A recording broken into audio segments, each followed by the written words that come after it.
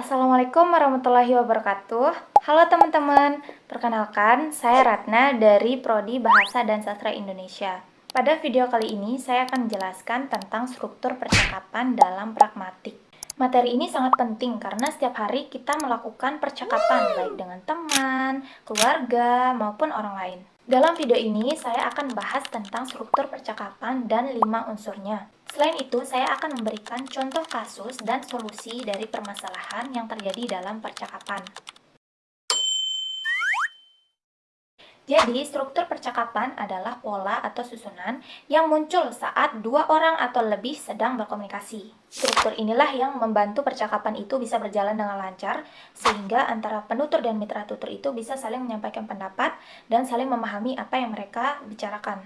Jadi, dengan memahami struktur percakapan, kita dapat mengetahui bagaimana komunikasi berlangsung dan kenapa sering terjadi kesalahpahaman dalam interaksi sehari-hari. Jadi, ada 5 unsur struktur percakapan. Yang pertama itu ada gilir bicara.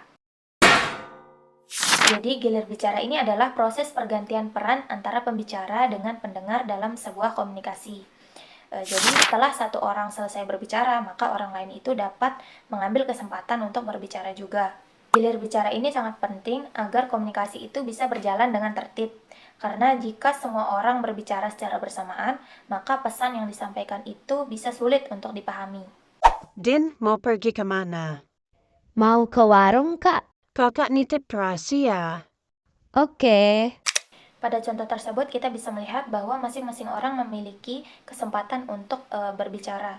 Hal inilah yang membuat pembicaraan itu berjalan dengan lancar dan tertib. Selanjutnya ada jeda. Jeda ini adalah berhentinya percakapan dalam waktu singkat. Jadi jeda ini menunjukkan bahwa seseorang itu sedang berpikir atau sedang mencari kata-kata yang tepat untuk disampaikan, atau bisa juga karena orang ini masih mempertimbangkan jawabannya. Jeda ini sangat normal dalam sebuah percakapan, tetapi jika terlalu lama, ini bisa membuat lawan bicara kita itu menganggap bahwa pembicaraan ini sudah selesai, atau membuat lawan bicara kita itu bingung. Fa, menurut kamu novel Janji bagus nggak? Bagus kok, cuma agak ngebosenin aja awalnya.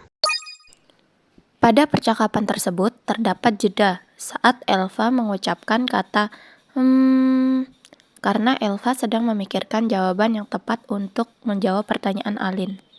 Selanjutnya ada overlap. Jadi overlap ini bisa terjadi karena dua pembicara itu berbicara secara bersamaan atau serempak. Hal ini terjadi karena salah satu pihak itu terlalu antusias atau ingin menambahkan informasi, atau bisa juga karena dia mengira bahwa lawan bicaranya itu sudah selesai berbicara.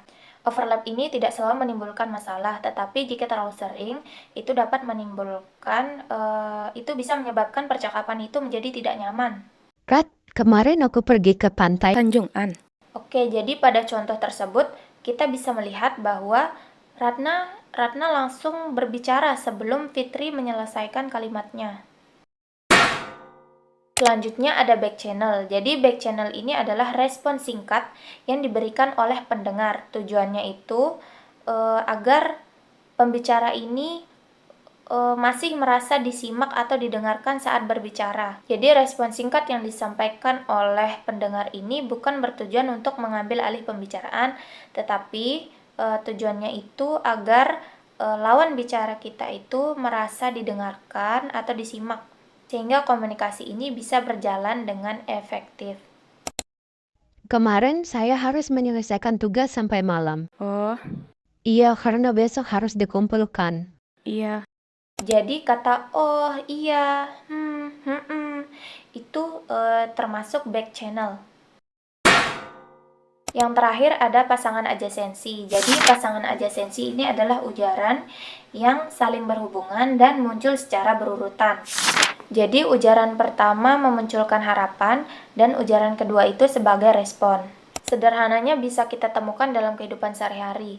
Misalnya saat teman kita menyapa, otomatis kita akan menyapa balik.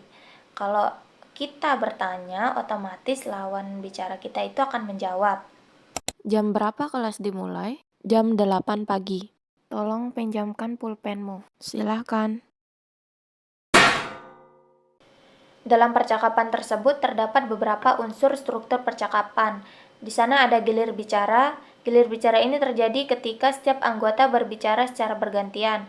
Lalu di sana ada jeda. Jeda itu terjadi saat anggota 2 itu berhenti sejenak sebelum melanjutkan kalimatnya.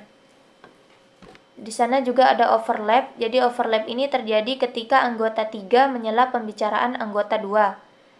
Dan ada back channel. Back channel ini terlihat dari respon "oh, baik"